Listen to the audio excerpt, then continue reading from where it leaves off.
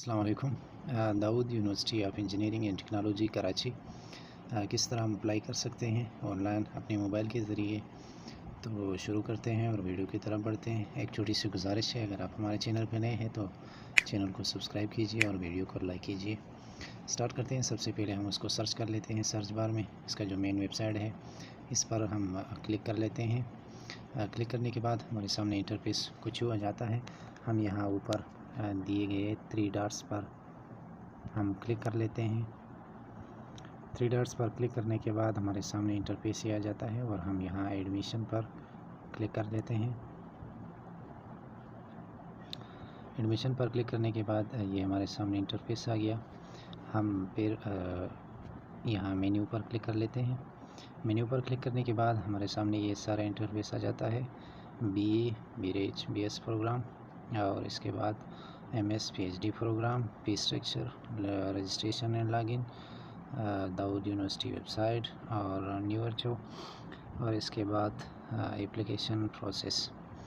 तो हम लॉगिन और रजिस्ट्रेशन पर अप्लाई करते हैं। तो अप्लाई के लिए हम इस पर क्लिक कर लेते हैं।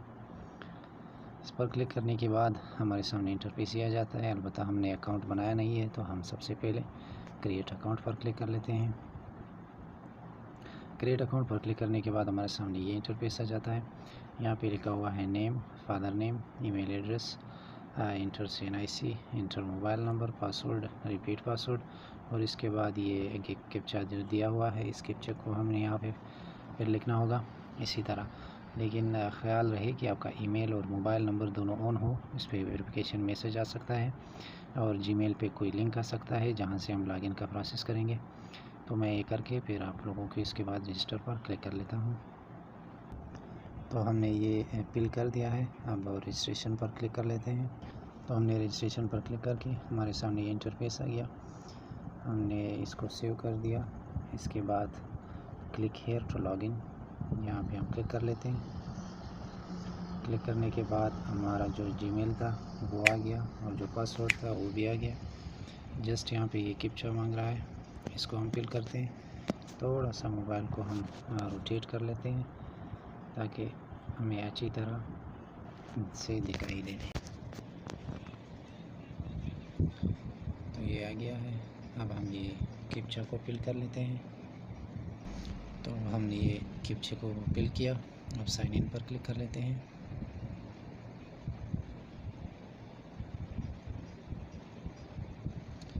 अब हमारे सामने ये इंटरफेस आ गया है। जनरल इंस्ट्रक्शन है, बैचलर प्रोग्राम्स, एडमिशन फॉर्म और MS PhD एडमिशन फॉर्म। आप जिस पे भी करना चाहते हो उस पे कर सकते हो। यहाँ पे दोनों दिए हुए हैं। तो हम बैचलर पे करना चाहते हैं तो हम यहाँ बैचलर पे क्लिक करेंगे। तो हमारे सामने ये इंटरफेस आ जाता है ऑनलाइन एडमिशन एप्लीकेशन फॉर्म की। तो हम यहाँ पे जो है इंस्ट्रक्शन दिए हुए हैं, ये इंस्ट्रक्शन पढ़ के, यानी कि इसमें सारी वो चीज़ें दिए हुए हैं जो लाजमी है, उन्हें सही तरीके से फिल करनी है सब कुछ। इसके बाद हम ये इंस्ट्रक्शन है ये पढ़ के इसके बाद नेक्स्ट पर क्लिक कर लेते हैं। नेक्स्ट पर क्लिक करने के बाद हमारे सामने प्रोग्राम्स आ जाते हैं। दूसरा स्टेप जो है यहाँ पे हम प्रोग्राम को सेलेक्ट कर लेते हैं। इसके बाद हम नेक्स्ट पर क्लिक कर लेते हैं। ये प्रोग्राम जो दिया हुआ है वो BE, BR, BS प्रोग्राम, ये तीनों प्रोग्राम्स हैं। अब यहाँ पे जो फर्स्ट नंबर पे है ये एरिया का पूछ रहा है कि आपका ताल्लुक़ कहाँ से है। सिंध अर्बन से एरिया जो है, और यानी सिटी का जो एरिया है ये कराची है, हैदराबाद सिटी है, सकर सिटी ये अर्बन एरिया है, सिंध रूरल एरिया यानी जो आसपास के इलाके हैं, और इसके बाद Azad Jammu Kashmir federal capital area, teaching staff, non teaching staff, professional engineer, professional architects और सेल्फ फाइनेंस लोकल। इनमें से आप किस कैटेगरी के हो।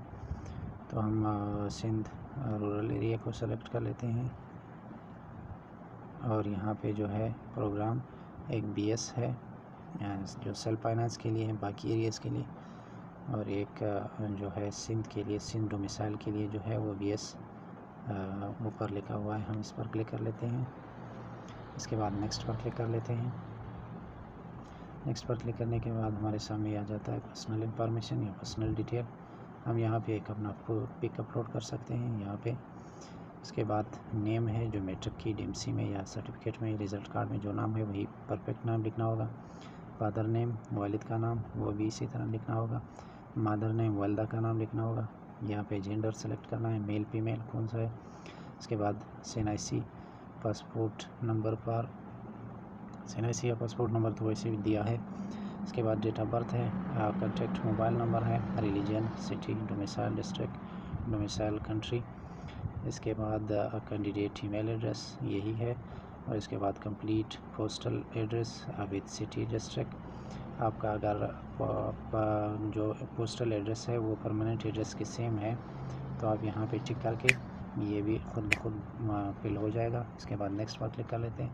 मैं इसको फिल करके फिर इसके बाद नेक्स्ट पर क्लिक कर लेता हूँ। तो हमने ये फिल कर दिया, अब नेक्स्ट पर क्लिक कर लेते हैं।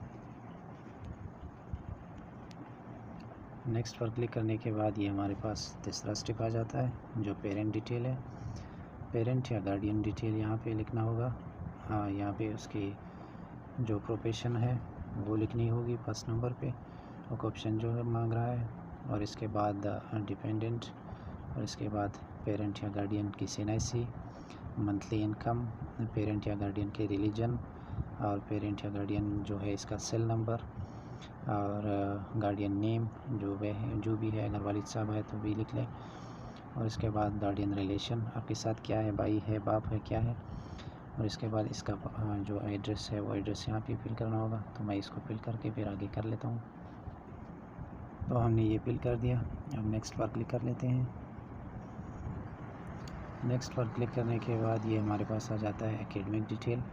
एकेडमिक डिटेल में हमने मैट्रिक या O लेवल का फिल करना है, यहाँ पे सेलेक्ट करना है। यहाँ पे मेजर जो सब्जेक्ट्स थे वो सेलेक्ट करने हैं, साइंस या आर्ट्स जो भी था, टोटल मार्क्स और 10 मार्क्स, पासिंग ईयर, बोर्ड किस बोर्ड से पास किया है। इसके बाद इंटरमीडिएट का आता है, आपने A लेवल किया है, FSC किया है। इसके बाद मेजर सब्जेक्ट्स साल मैथ में किया है, बायो में किया है, आर्ट में किया है, कॉलेज इंस्टीट्यूट का नेम जहाँ से पास किया है। और इसके बाद टोटल मार्क और 10 मार्क, पासिंग ईयर, बोर्ड।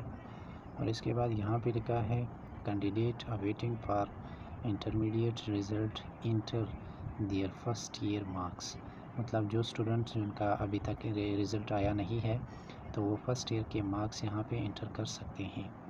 तो हमारा रिज़ल्ट आया हुआ है, हम पूरा डाल लेते हैं, और जिनका नहीं आया है वो सिर्फ फर्स्ट ईयर का यहाँ पे डाल दें। तो मैं ये फिल करके फिर आगे नेक्स्ट पर क्लिक कर लेता हूँ।